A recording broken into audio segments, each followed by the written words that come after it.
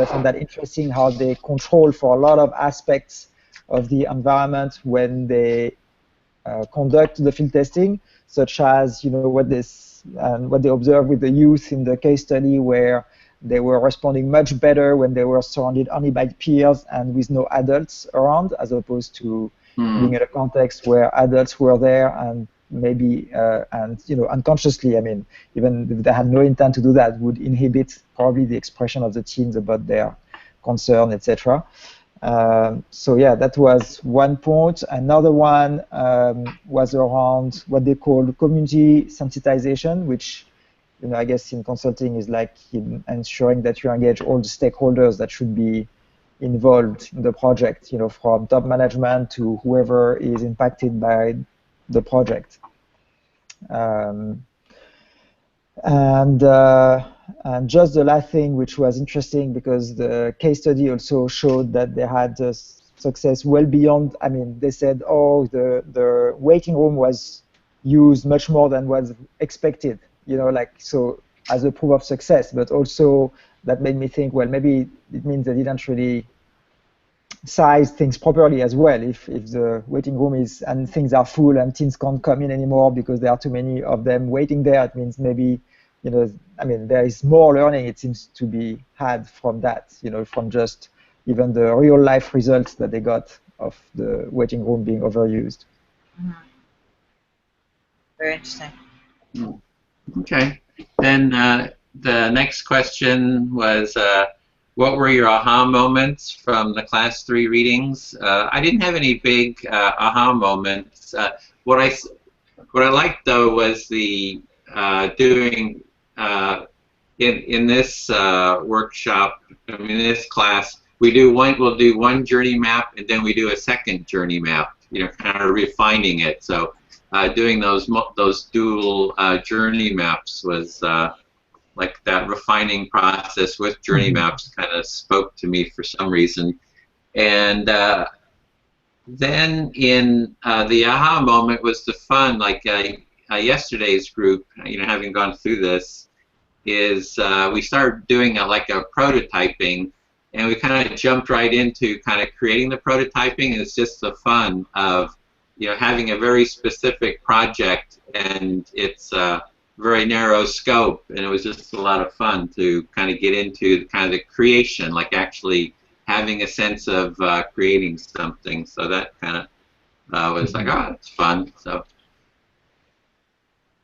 yes, that's it. Is it my turn? Yeah. So I was talking about the empathy circle idea about the Syrian refugees that kind of caught my attention as to how that could happen, and like what I don't know how serious you are with consent to make that happen, but for instance, I reached out to one guy in Humans of New York. Are you guys familiar with Humans of New York? No. No? The best website of the internet, and you're not familiar with it? Okay, I will have to write it immediately. It's the best thing on the internet, I feel. He went and he interviewed these refugees out in Greece, and he wrote these stories, and there was one story that was, he parsed it out because it was a long story of this guy's journey, and it was like seven different pictures. And people just were like, it was a very deep story and very passionate. So in one of the comments, somebody had pointed out who he is. So I friended him. I haven't talked to him. I haven't talked to this refugee, but I friended him. And it would be interesting if we can. Oh my God, my heater is so loud. So it would be interesting. I don't know if we're gonna end up doing that, but it would be interesting to see how we could actually connect with refugees. Oh, so are you saying it was kind of exciting or kind of resonate with you, the idea, and you have some connections along those lines? Yes, and also I realized that, like, not only I know that you are very passionate about the empathy circles I do, but the empathy circles are similar to some of the work that I do in my coaching. So yeah, so for me, to explore that would be an added benefit, because I could, like, read your guide and like really kind of get a little bit more familiarized with the empathy circle, and which I think would be really good for me. Mm-hmm. Okay, so is that, you mean you could kind of include, you could bring in some of your coaching material into this? That, and also learn from what you've Oh, okay. So share notes about it. Okay, good. Yeah, it sounds good. Having some new ideas brought in from the coaching world sounds good. Yeah.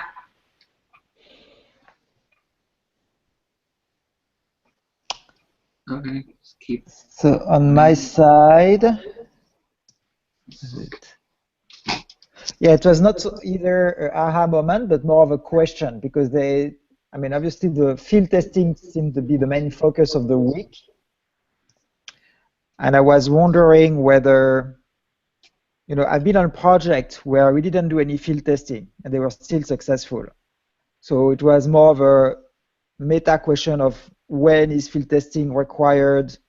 When can you do it maybe in another form if you have subject matter experts who are knowledgeable enough, or should it still be done in any case in some even, you know, very basic form, even if you don't have the actual prototype or product, I mean some form of, you know, mocking up the situation, playing out the situation to see what would happen.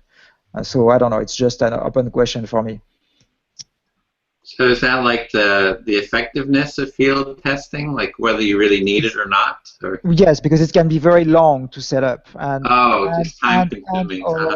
Right, and or difficult to actually do when you have actual clients, for example, who are expecting the service, and that's something that's regulated or mandated, etc. It can be challenging to do in practice, and so I've been on projects where working with subject matter experts who knew the field experience and could bring the field experience totally worked.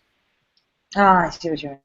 You bring in the experts who already has had all that experience. Exactly. So you don't need to go do it yourself. And they know exactly what's needed. So in a sense, it can be faster and quicker, but of course with the risk of missing out on some of the stuff that maybe you get from the field experience. So that's why it's kind of an open question for me whether it should always be done. Yeah. Well, I did a workshop. I've done several workshops at the D School at Stanford, and one of them was a 2-day one, and the project was to redesign the food experience at Stanford. So they have that big food court there. Yeah. And so we all broke up into teams who were all wandering around, you know, interviewing people, you know, in the food court, and it came to the point where one woman said, "This is." She was sitting in a kind of a central location, and every group was going to talk to her. and the interviewer, and she said, "This is stalking. This is harassment." She was so angry that she couldn't sit in peace, and everybody wanted to come and interview her. That's funny. this is extreme field testing. You know how you have extreme development methodology or programming, extreme programming, and then you have extreme field testing. Exactly. Yeah. And can I say something? Yeah, there was a little break. There was a little lag. Sorry about that. Yeah, no worries. Yeah.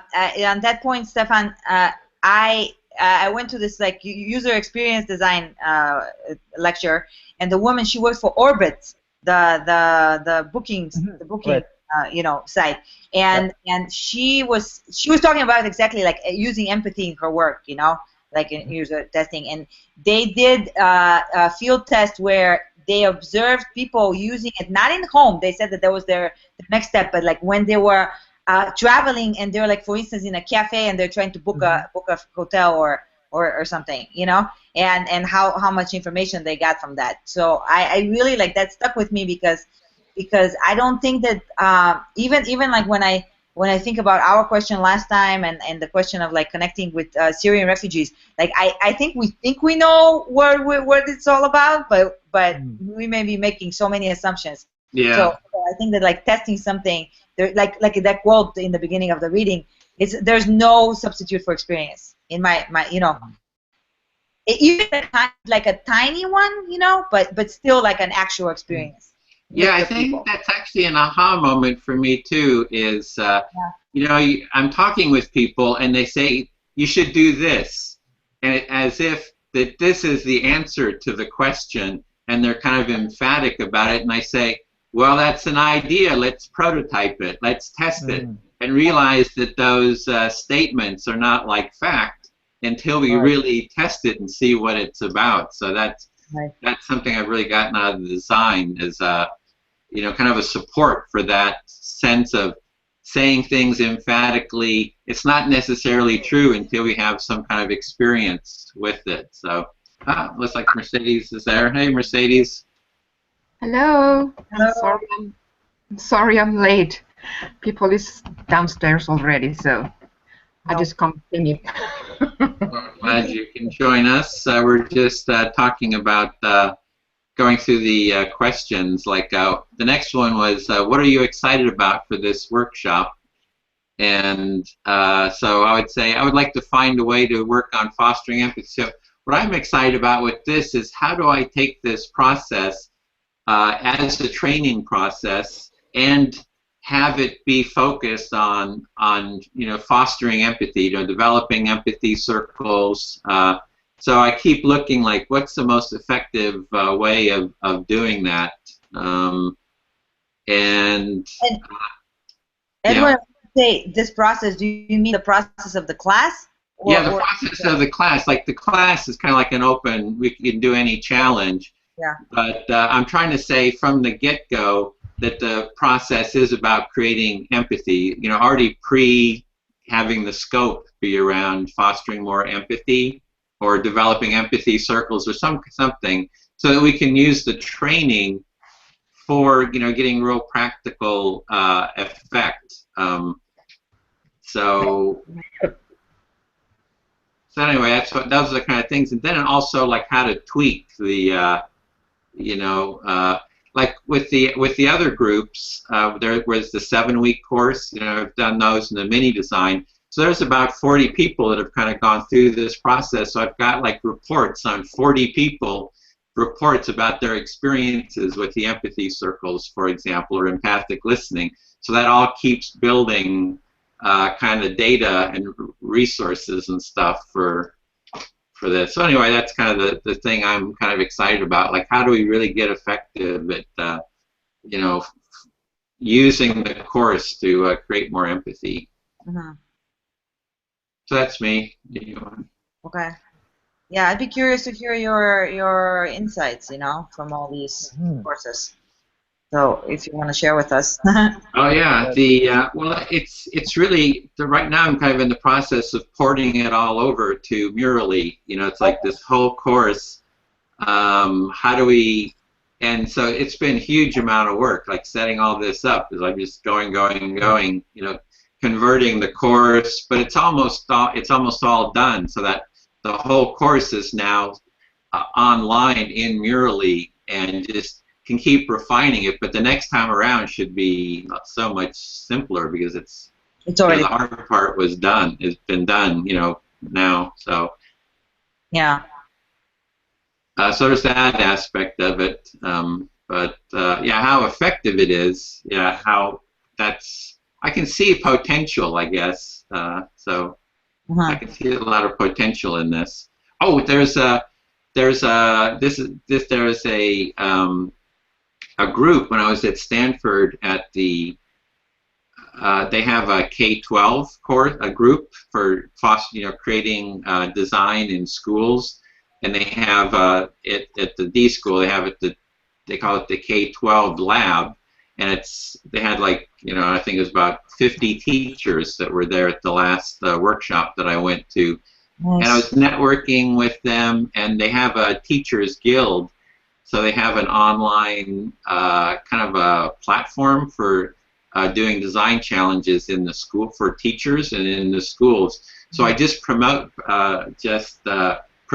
to them to put together a group of sponsors to sponsor a design challenge around empathy using their platform and getting the teachers involved, and then do a parallel workshop on the design course, the 7-week course, which starts in February. So I'm trying to put together a dual track of the online design course using Murally as well as their platform, and then see if Murally will, I've talked to them about sponsoring it, as well as they work with IBM Design, so I was going to see if they would sponsor it and kind of get kind of a group of organizations around that, kind of work on that challenge of how might we create more empathy in schools. So anyway, that's what I'm excited about. Nice. Nice.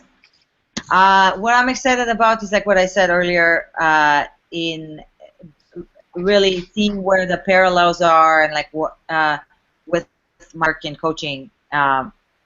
There's a thing called circling that I think I mentioned two classes ago, and it's like it's a process that was developed like for people to. It's in person, but you do it where you can. Really, like the empathy is pretty at the core of that. So I'm curious as to how the empathy circle overlaps with that. Oh, okay. Yeah. Also, it's like the empathy circle, coaching, and design, like the overlap of all of those too. Those are interesting. Those are interesting. Yeah. I went to this design school yesterday. It's a Chicago design school, you know, and even though like I'm not a bona fide designer, like I know that like there's a piece of design that I really would like to learn. Obviously, that's why I'm in the class. But it's a very interesting thing where that intersection is. I'm with you, Edwin. Like, where is that intersection? I'm really seeing the overlap of all these different processes. You know, the way I'm looking at it is, can we put empathy as like this core process, because it's very explicit within design. And really focus on that aspect and bring in all these different processes. A couple of weeks ago, I did the workshop with Rosa, who does this dynamic facilitation process, which is very like a group. We've been calling it empathic inquiry. So it's an open empathic inquiry process where you have the facilitator does the empathic listening. So everybody can share their ideas, and then the facilitator does empathic reflection of each person, and then categorizes the idea into different categories, and then you know, I can send you the link on that too. Yeah, it'd be great. Let's receive it too. So that, yeah. So next. And sorry, just the circling. What is it? So this is coaching with a circle of people, or? They call it interpersonal meditation. Okay. Interpersonal meditation, and it really, like, when I looked at the guide today, the empathy circle guide, it's sort of like there's a mirroring aspect, there's a reflection aspect, there's a you know, it really, like, empathy is at the core of it. That's the bottom line. And the idea is that, like, you want to get another person's world. You want to get what it's like to be this person, and they do it. They call it a birthday circle. So one person gets circled by the other people. Yeah. So and they ask them questions like, "What is it like for you? Like, what is that? You know?" And they reflect back how that lands in them. Oh, I know that, Stefan, you're very interested in meditation, right? So yeah. Not only that, but also I'm working with that brain scientist here who looks at how the brain functions and how. Neuroscience today actually can't explain how efficient our brain is by a factor of 10,000. If you look at what they understand about neurons and build from the ground up a brain, it would be 10,000 times less efficient than it actually is. But also as part of that, so he's a computer scientist and he looks at how the brain processes information, right? And he says the higher bandwidth we have is actually in silence, where all the nonverbal stuff gets taken in. You know, from the eyes, etc., etc. But so we are working actually on developing a technique for interpersonal meditation, but that's in silence. But still with touch, and where your whole body essentially brings you information and develops the empathy in that way. So anyway. Like a visceral felt experience. Exactly.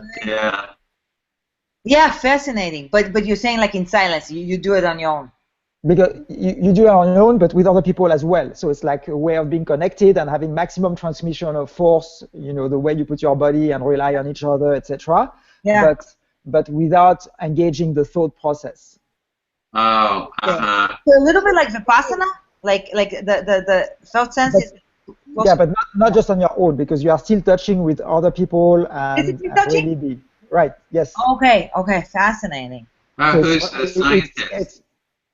his name is Bill Sofsky. He published some papers in the 90s that had thousands of citations, and he worked with the founder of Palm, who has also had the model of the brain and etc. And so anyway, so after that he's worked in as a highly paid guy in various startups, to design algorithms, etc. But That's what figuring out how the brain works has always been his life mission, and now he's really coming back and focusing on it again. And Nice. he thinks he has figured some of it out. So we're working on Can you send trying us to the understand. name? Sure, I will send you actually an article, actually the one where he explained the core of the theory, and at the end of which he wrote just a letter in plain English to his kids to say this is how you should live based on what I understand of how the brain works. Right. Very interesting. Very interesting. Yes, post that link, and you too, Rosie, post the ones of the circling, so Yes. we can understand how it works. Yes. Yeah, I just posted the empathic inquiry one. Great. And that's where the dynamic facilitation link is? Yeah, that was it's dynamic. She calls it dynamic facilitation. She's moving over to dynamic inquiry, and we're also using the word empathic inquiry for it too. Stefan, did you have was that your report about excited, or should we move on to Yeah, Mercedes? pretty much. Okay. Excited. Your excitement, Mercedes. What excites you about this workshop? Well, hi, Stefan. You have a new hairstyle. Good empathy. Looks great. So Thank you you. can smile.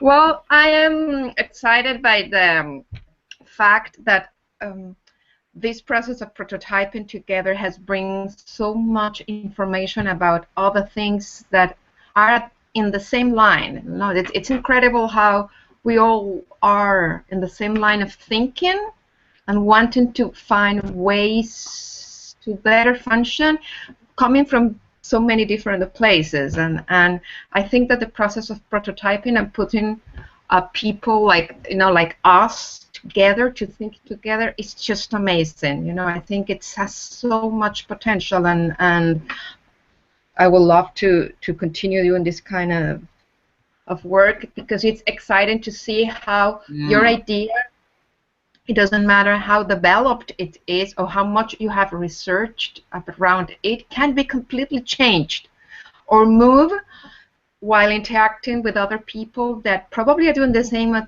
that you, but they see life or they see the process with other lenses, and that is quite interesting. So it's kind of like that diversity aspect. We all come from diverse backgrounds, and is that it? Not only that, it's what I was. Stefan was talking about it, and I had a real good experience. When I first came to the United States, I didn't speak English. When I learned to speak English, there was moments where I thought I was in the room listening, looking at, and feeling the same as other people.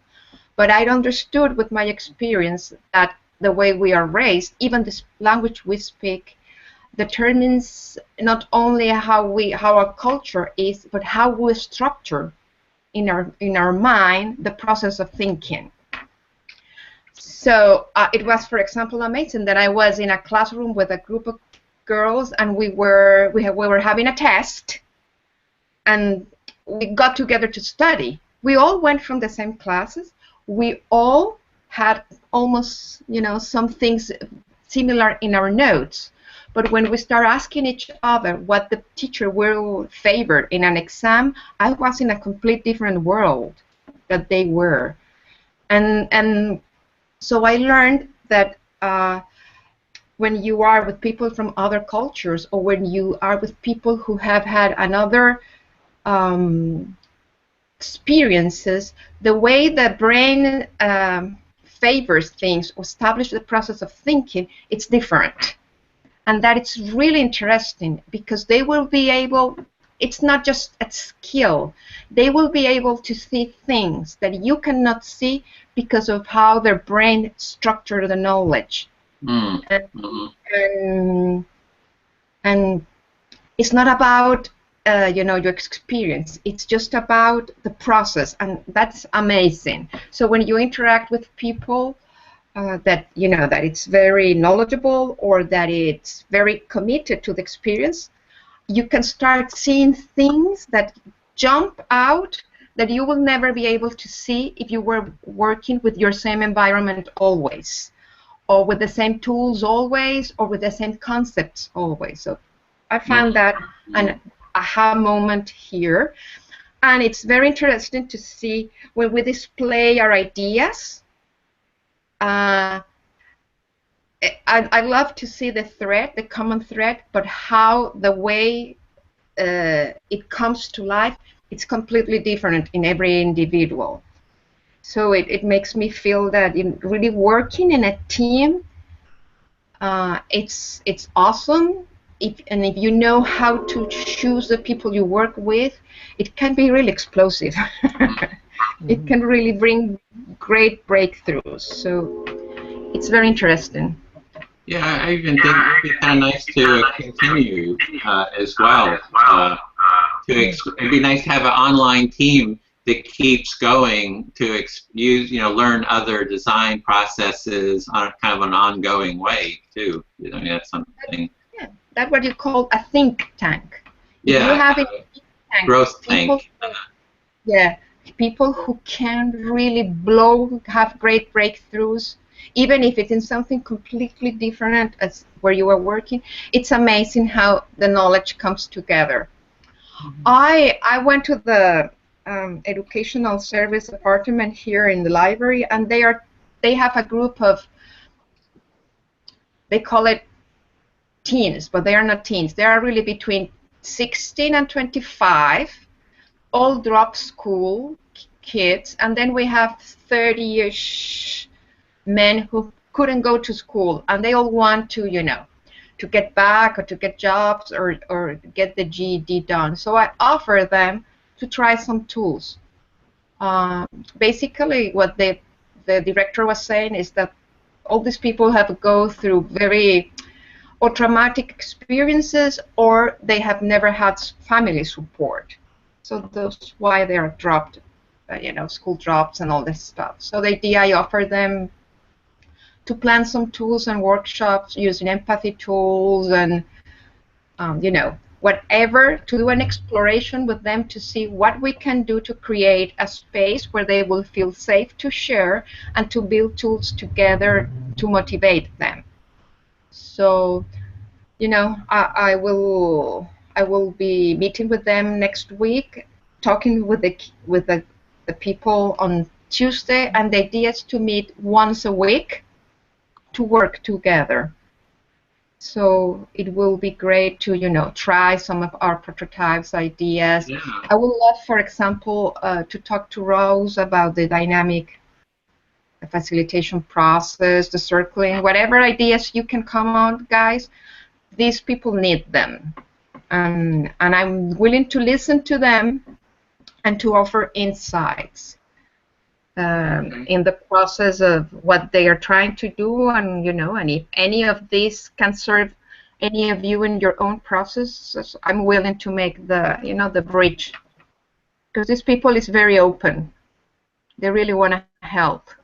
Well, we lost Rossi. I don't know what happened with her, but the battery went dead or something. So, okay, we should get into the rest of the course here. Select an environment. Oh, there she is. Yeah, you're back. We're going on to step 2, select the environments idea. So, let's see, let me read this. In this workshop, you and your team will plan your prototype, sketching and mocking up your idea in preparation for field testing. Next week, you'll make your idea real and test it out in the real world. So we do number 1, review ideas. So the idea here is that we would go back, review the ideas that we had, select which one we want to work on, and what I had proposed, since in the group, the other group, we were doing Syrian refugees, like how do we create an empathy circle with Syrian refugees so that we can somehow connect, like find a refugee, have them be in an empathy circle with maybe some people in the United States or something like that to foster kind of connections. So that was what we were working on there. One proposal is that we do that together so that we can team up with them on the same project, or if you want to do something else. So where's everybody about, like, what idea would you like to work on for environmental? And we're doing it, the environment being online, so we're not doing it in person. We could go around, everybody just share. Mercedes, what are you thinking for an idea?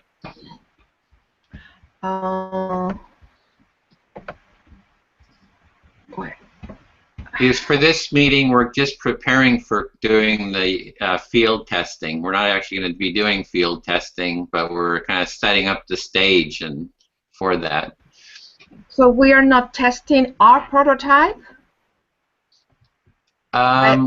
I thought that the idea of going to the field was to test the prototype in the space. We're doing that next time.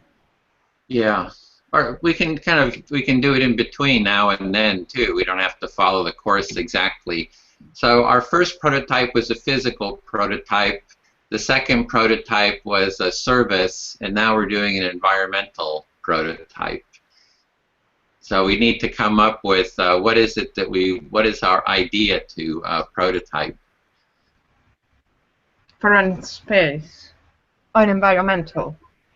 Okay, so the other group is planning the Syrian thing. How are they doing with that? There was only one person and we actually created a Facebook event. And then we started researching, like, how we could find a Syrian refugee, which was, and how we're doing it is actually, that's what the whole point is we'll go through that. We'll create a journey map, discuss it, like, how do we create that? That's the whole point of the exercise here. How do we create what?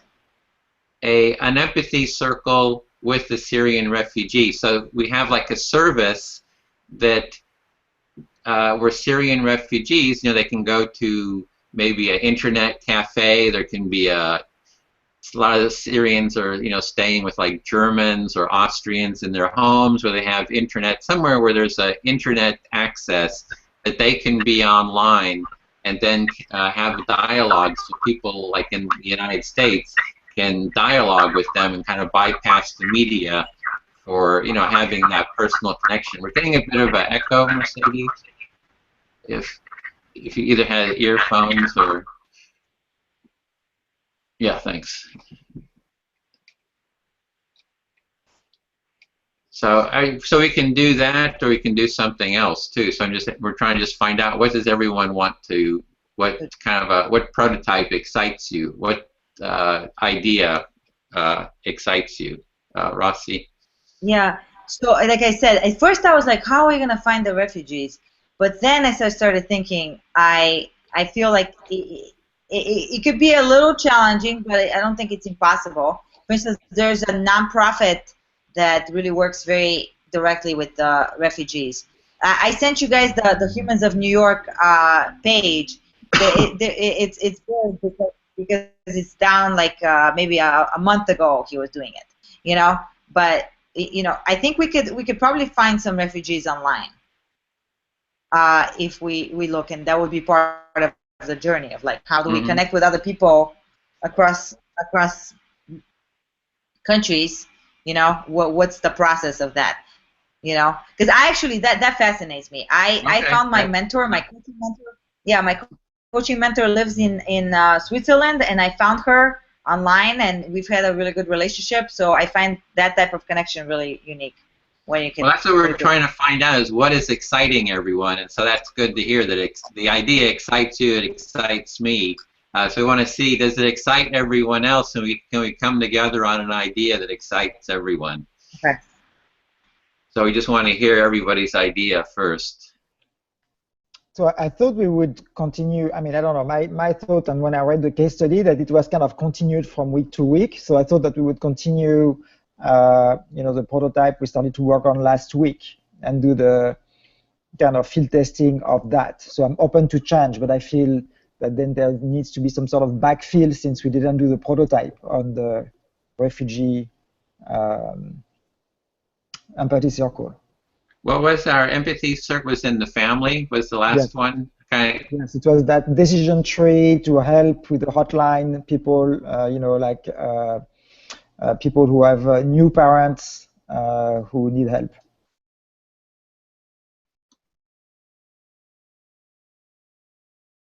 Okay, so we've got I mean, there might be possible to combine them, right? It's like we can have families here that connect with the refugee or something like that. You know what I mean? It's like there might be some way of merging those ideas. Okay, that's super complex, Edwin. I'm just trying to include everybody. I don't know. Perhaps it's. I feel like Stefan. It's a big change from prototyping for a small group, the people that we know, to prototyping for Syrian refugees that we still need to find. And of course, I'm an immigrant, and I know part of the things they're going through. It's not that easy just to jump out and find. You see, they will sometimes they will like to be listened at. Sometimes they will. It's I don't know. It's complex, but I do feel that perhaps between what we were doing, Stefan was saying, Rosie was saying, and the importance of meeting people online and finding people online, perhaps we can prototype for those kind of interactions that surprise us or ourselves, and they are not where we live. So we could prototype for cyberspace environments. How do you find the people you need to, or you want to interact to, through the internet? So the environment is an open space everywhere in the world, but how do we prototype to, don't get lost in this huge environment, cyber environment, and get hooked with those people we have interest to get to know. It could be for helping them because they're refugees. It could be because we want to share knowledge. It could be because we want to mentor or be mentored, Or it could be because I am a mom with a kid and I need tips. So how can we make for example, lesser the time, or make an accurate search that could bring us some interesting choices that then we can test, like talking with the people. So perhaps that could be a middle ground between the refugees, the newborns family, and the things we want to do to create empathy.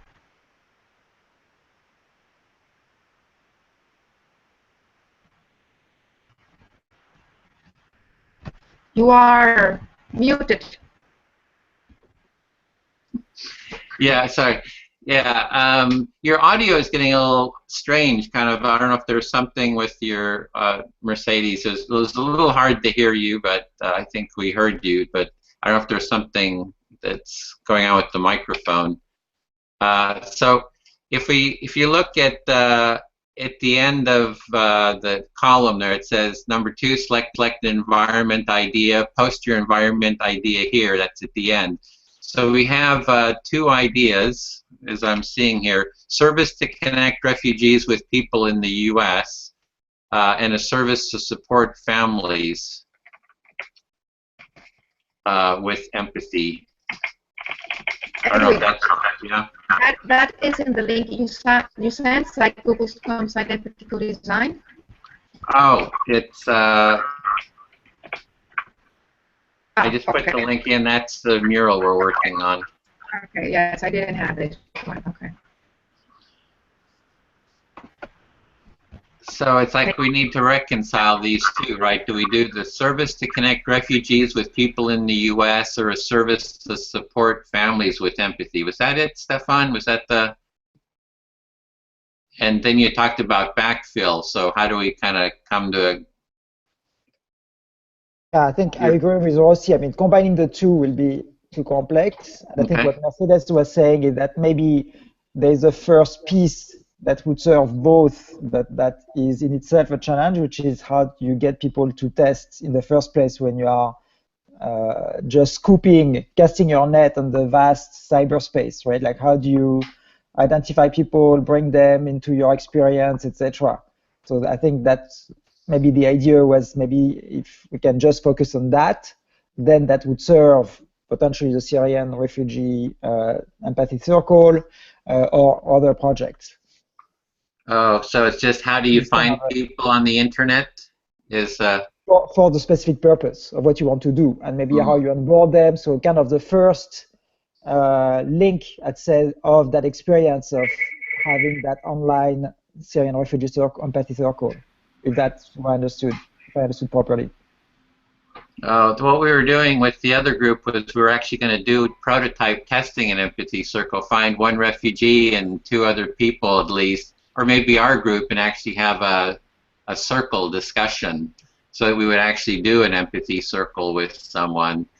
So that was kind of the direction we were headed there, but it sounds like you're, if I'm understanding it, you're looking at just the part like how do you connect with people for either service, just how do you even find them? Is that, I don't know if I'm getting...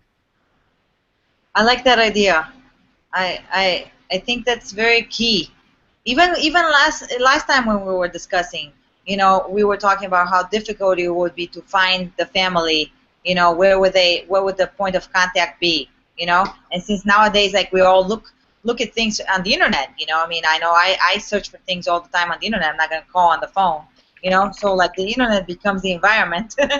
You know, and I even ask Siri. You know, when I remember, but Siri sometimes does not want to, like on the phone. You know, like the little automated voice, and it's like sometimes she does not get what I'm saying. She's like, you need to type that out because this is not in my scope of things.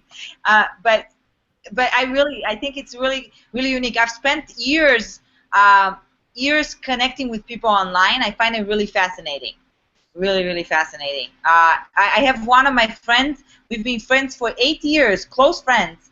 We met on MySpace. Remember MySpace? Yeah, that's the old MySpace. I remember. Yeah. Pre-Facebook. Yeah, and we've never met in person, but we've been good friends since, and we met there. I find it really fascinating. So what is the challenge?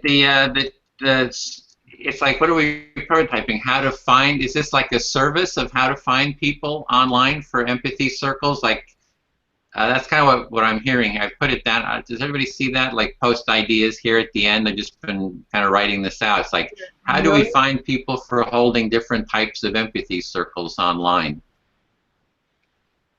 Perhaps, how do we find the people for theme empathy circles? Because refugees would be one.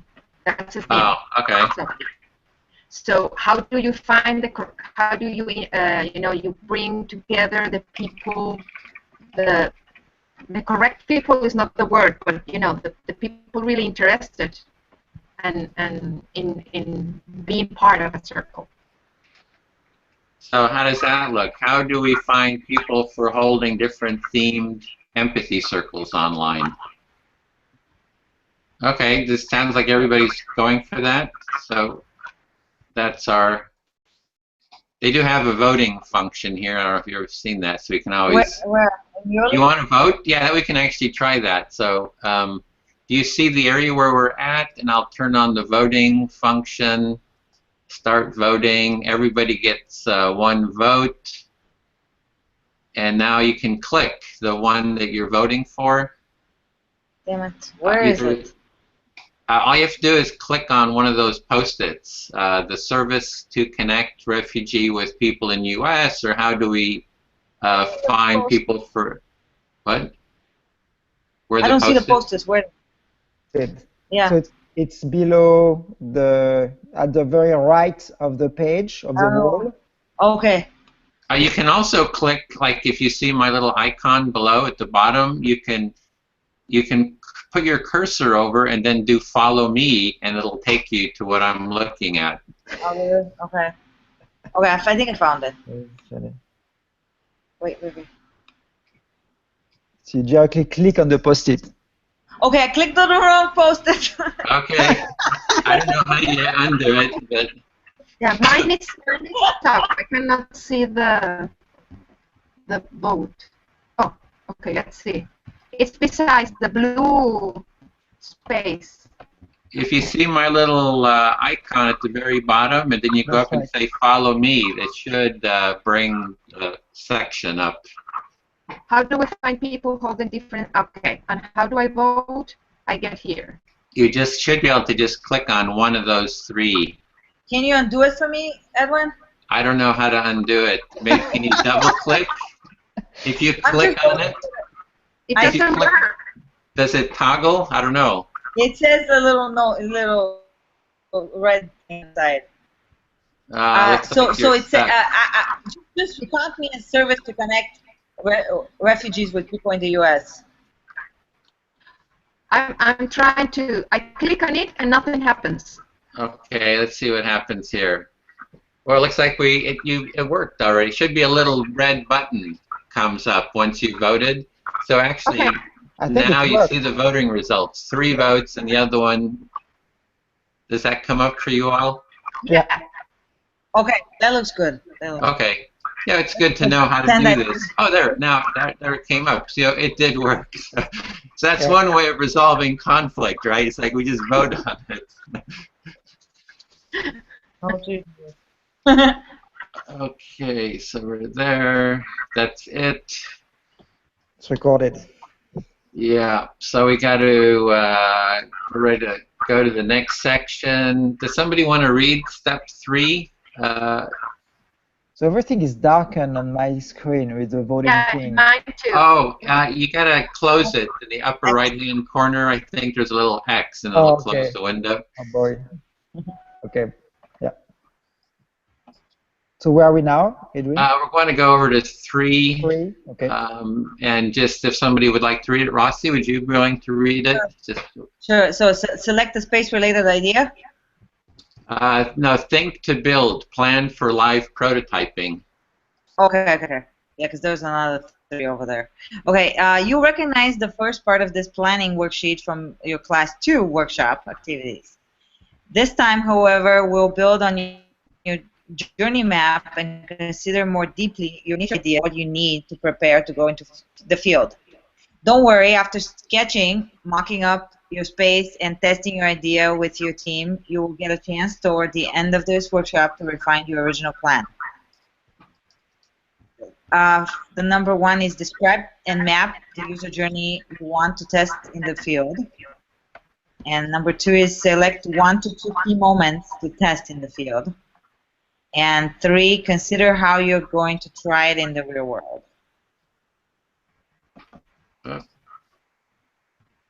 Opa. Let me lock that down here. Those frames are moving. Okay, so here we do. We're getting a bit of an echo somewhere. Probably Mercedes. My speakers are in 30. That sounds good. Okay, I'll try to get Rosa. Stefan, what do you say? You are so silent. I'm worried. Yeah, me too. I feel we've lost you. Just trying to understand. Cut your hair. I was also like Sansom? We need engagement. This is about engagement. It doesn't feel like you're engaged. I was also very confused, so that's why I let people talk and try to figure it out. But what I heard also from Rossi, I mean, to me, there were two aspects to what you were saying, Rossi. One is testing is important because you need that to validate the design. And two is at the point where we don't have a prototype. Right. So we first need that prototype to be able to test it either on ourselves or on other people. Right. Because we shifted the focus and the topic from last week, so we don't really reuse last week's prototype or somebody else's prototype. And so the question is, when do we do that prototype? And it seems that there are still two steps. The first step being creating the prototype, and then the second step being testing it, field testing it, kind of. Yeah, I'm with you. So just writing it down in our map, create a prototype. For me, the empathic inquiry piece that we are talking about sounds like what we do to create the prototype. But then after that, we still need to test it. Okay, what if the inquiry empathy idea becomes a tool to test?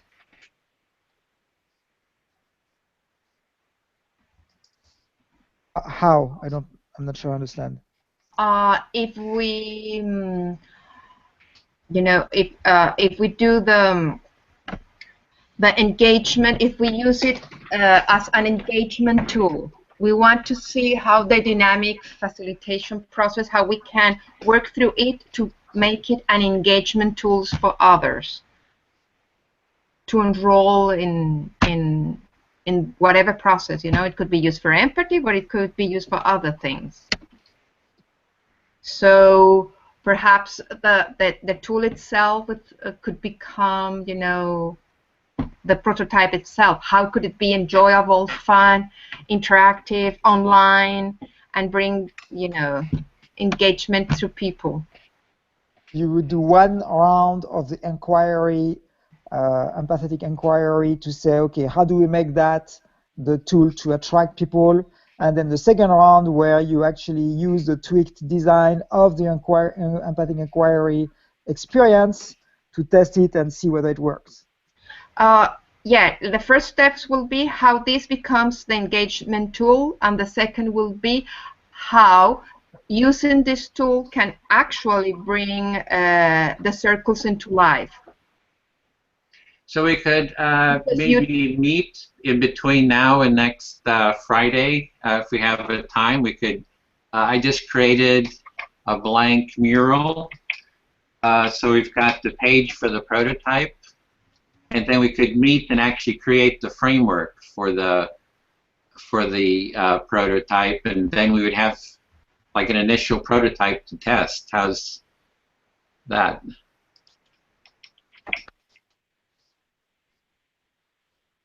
Am I confusing everyone, or? Well, it's sort of an added step. I mean, I can set up the framework too. Okay, I have a question, Edwin. Do the inquiry process, the dynamic inquiry process, last more than an hour? I think it can take as much time as we want. We did about an hour and a half, and then had like a debrief. So I think you could do, like, if we're just doing a prototype, it can be fill whatever time we want. Because my idea is, could we divide the session into two big chunks? The first one is trying the inquiry process, and the second one is just prototyping with the result. It will be a shock course of prototyping. Okay, so we go through the inquiry process, we brainstorm, and then we do a quick prototype of whatever the outcome is. Yeah. I can go with that.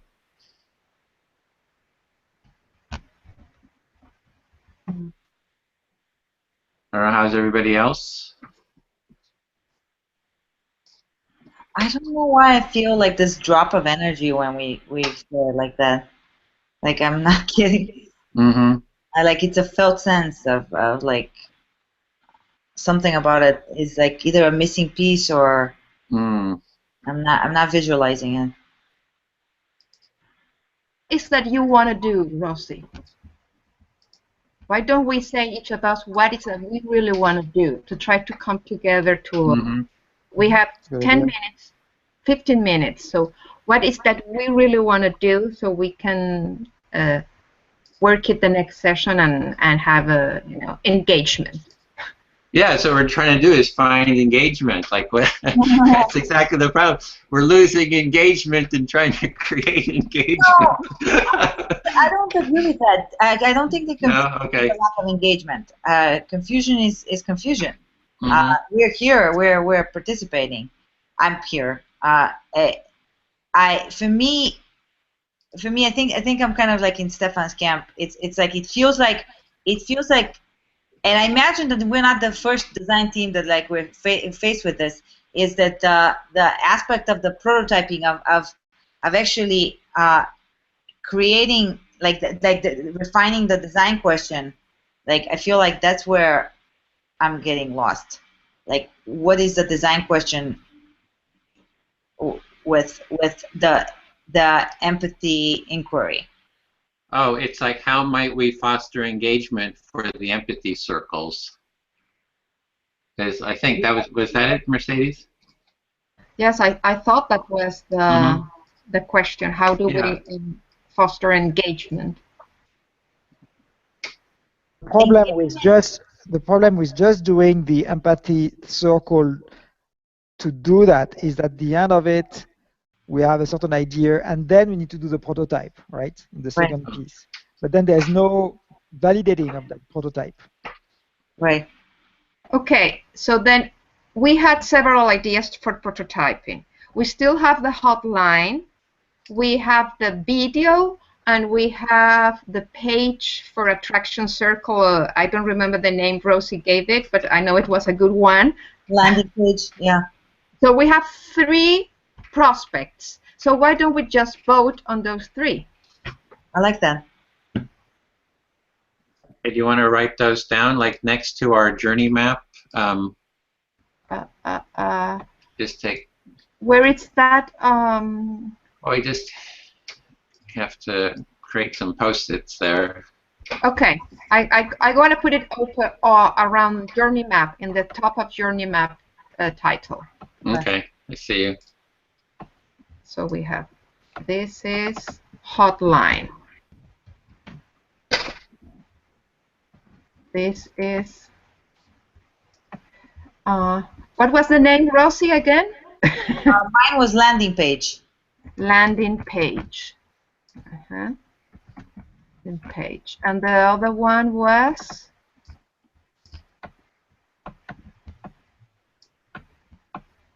What was, okay, we had the home, the hotline, the landing, the video. Yeah. Okay. The other one for me was the empathic inquiry process itself was the prototype. Okay. Online, I guess the online empathic. Well, let's put the 4th one. Okay. Empathic inquiry.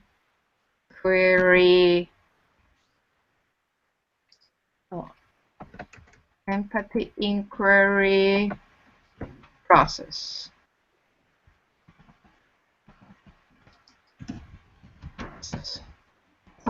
And just to confirm, so like the landing page and the video, their goal would be to have people sign up for an empathy circle. So you want them together or what? No. I'm saying like that. That's their, because the hotline is for the mothers, right? That's what we do. Yeah. And the other ones are like for engagement, not engagement, but it's like engagement, but initial engagement, not engagement within the circle. Engagement towards the circle. Initial, yes. Yeah, initial engagement. But could the hotline be the same? An initial engagement hotline. Whoa.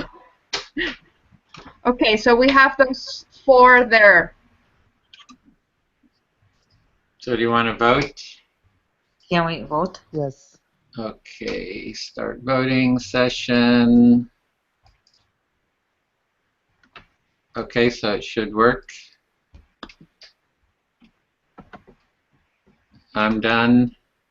I think Done too. everybody done. Let's see, how does this end? End voting session. 2 votes, 1 vote, 1 unique. Oh, 1 didn't vote. So video. Okay, I vote, but Which one did you vote for? It's. If you voted for one, there is no vote. Obviously, it was not counted. yeah. Well, I'll go for the video then. Okay. Everybody wants to go for the video. I go for the video. I don't know why mine doesn't show up. But it's my computer. I know that happened to me. Yes.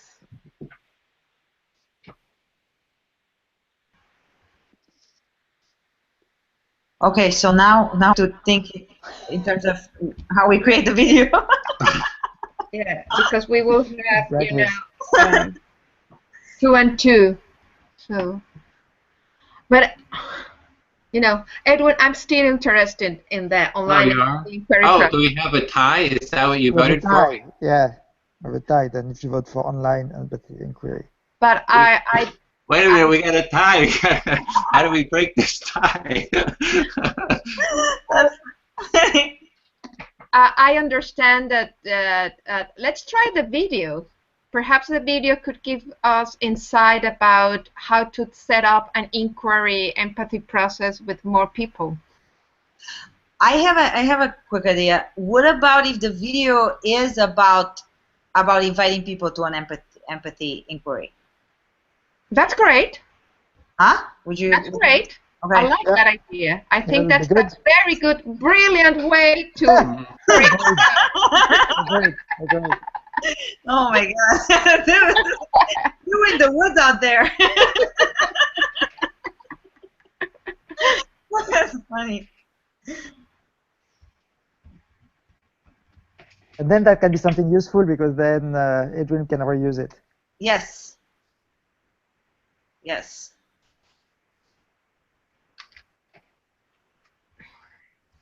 So how do we approach this now? What are we doing next week? Because ideally we would be.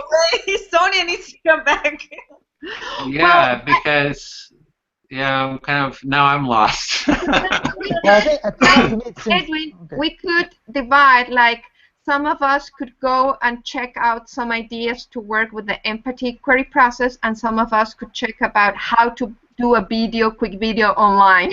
Exactly. You know, we can divide the process. You and I liked the inquiry process, so we could ourselves to investigate there, and Stefan and Rosie, perhaps they would like to investigate how can we do a video quick online. That's Right. Okay, great. Yeah. So shall we meet, Mercedes? Do you have time to meet around this? We could schedule a time and we can talk about the empathic inquiry, and they can have a video kind of move towards that. Yeah. Okay. If we need, you know, guys, if we need to download anything, just tell us in advance, you know, because some of us are not computer geniuses. Yeah. It could take all our session trying to set it up. Yeah. Or if we can contribute with images or music or whatever you think it's. I'm already starting to think about the storyboard. I think it could be pretty. I think from what we said today, you know, we can kind of pull some pieces. And Edwin, do you have some testimonials that are already like written testimonials? From what the empathy inquiry, or even an empathy inquiry. Like after that the one about the guns, did any people write you what their experience was with it? No, we don't have any. Whatever you see there is what we have. I put everything there. I'll look at it. I didn't read the whole thing, so I'll read that. Yeah. I can give one if you want to. You know, you can ask me or I can ask Rosa. We can. That's what I was going to tell. We can record something, or you can like interview me and. Yes. And I can do just this, you know, a Google Hangouts interview, and so you'd have some video. I mean, I have editing equipment, so if you have some basic info, unless you guys have that, I can kind of give some. What about the people who went to the workshop? You were there. Do you have any contact with any of them? Perhaps we can do a very short interview with some of them so they can give their impression of the system. Yeah, I have all their emails. Yeah, I can send you there's links to all of the participants, to the participants, as well as I can send you the emails too. Okay. I mean, the way let me just kind of run it by you. The way I'm visualizing it, it's kind of like, you know how Kickstarter campaigns, you know, that's their thing. They're actually testing a prototype. I went actually to a really interesting event yesterday, and that's what they were talking about. Their Kickstarter campaigns of creating products. And you basically have to delineate, like, what is this for, you know, and what your challenge is, and like put that in the video. Yeah, so the Kickstarter itself is like a prototype then. It's a prototype testing place, yeah. Yeah. Yeah, so we can, you know, me and Stefan, we can watch some Kickstarter videos with that in mind. Yeah, it's like the amount of money you get is how effective your prototype is, in a sense. And you know what works too, Rosie? Crowdfunding. Because the way you start a crowdfunding is by showing a product, and you have to be very briefly, and normally it's a video. Yeah, because videos really work, because you can, in 3 minutes, you know, whatever, in a short time, you can really talk about that and show some images. You know, so for instance, like, we could definitely use. We already have this, which is basically, Edwin, you have the landing page. My idea about the landing page, you know, this is already a landing page. So what we're trying to do basically is create a video that's more visually appealing, which is what you were saying earlier. That is what you sometimes wish that you had. So we're basically creating a video for you to explain to people what an empathy inquiry is. Okay. Okay. What if Mercedes, we actually you and I do a little trial run of a empathic inquiry process, and then we would have a little bit of experience. We could be interviewed or something like that. So. Okay. Like tomorrow at the same time, are you around, or? No, tomorrow I can't. Sunday?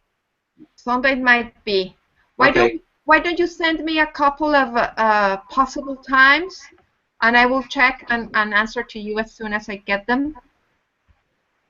Okay. Should we do the same thing? Just try to coordinate by email when we can have a chat? Yeah. Yes, that sounds good. That sounds good. Because now I need to. So I have to drop off to go to the call. All right. Yes. Can you send me that actually, Mercedes? Because I'm saying tomorrow and the next day, so I'm. Okay. Just let me know. Otherwise, if it doesn't work, give me other times. Okay. Okay, guys. Have a great one. This was very interesting. Thank you. Bye. Bye. Bye-bye.